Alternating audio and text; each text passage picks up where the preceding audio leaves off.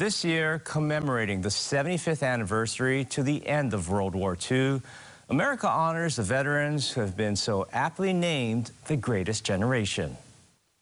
Pamela Young reports on the events surrounding the awarding of the Congressional Gold Medal to tens of thousands of Chinese Americans who served during World War II.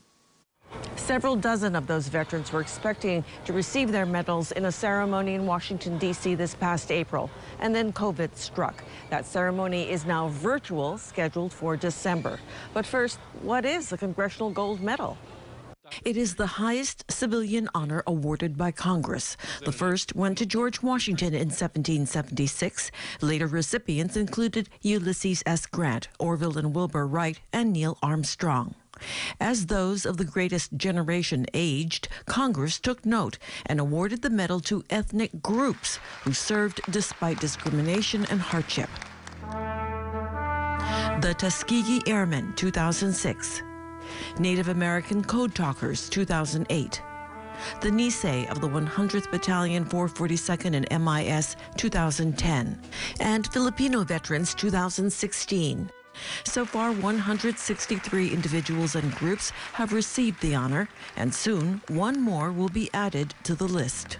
Chinese who were here in the United States were actually asked to join, to serve, to fight against the Japanese, and they were given a path to citizenship if they served. Chang has traveled to nearly every state to delve into archives and walk through every veteran's cemetery to find evidence of World War II service by ethnic Chinese in America. In Hawaii, the search was a bit more complicated. We have reached out to the Native Hawaiian Chamber of Commerce because they were part of the veterans, so the Hawaiian Chinese are just as important.